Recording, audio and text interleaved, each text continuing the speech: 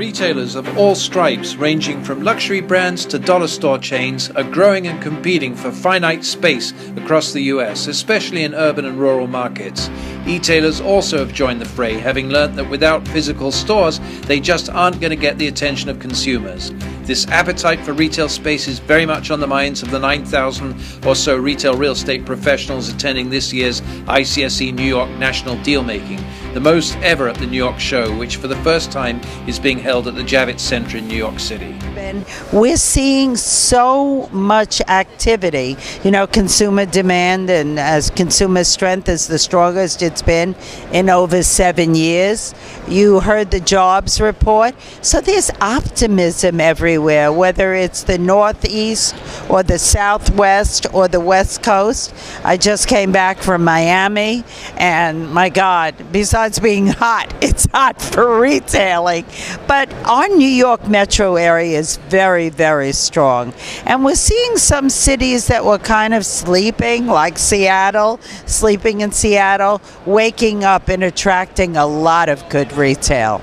We're jammed. We have appointments every half hour, just like we do in Vegas, so we're thrilled about that. Well, aside from the typical location, and proximity to population, as well as daytime pop, we feel like the retailers are really looking to be in a place that's more of a gathering place, not just a shopping center where people run in and run out and that competes with online shopping. So we have a really talented marketing director, and she works with the retailers and engages them to find out what sorts of events they'd like to see.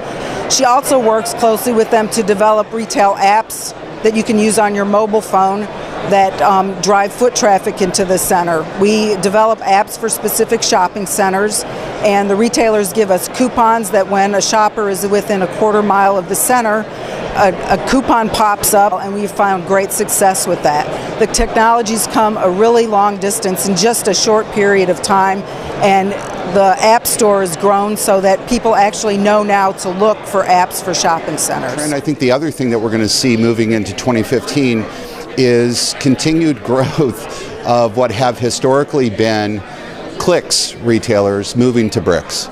Because I think that the early returns have been very positive for companies like Warby Parker. Zappos now is doing something in terms of brick and mortar. I think you're going to see those retailers continue to look for the way to align those channels and to leverage those channels to their benefit and to their customers' benefit, which is what it's all about. We're seeing a lot of distress in the teen apparel market, especially mall-based apparel. The closing of those retails opens up opportunities for other retailers to maybe get into some malls that they couldn't get into before, and expand and take a group of stores.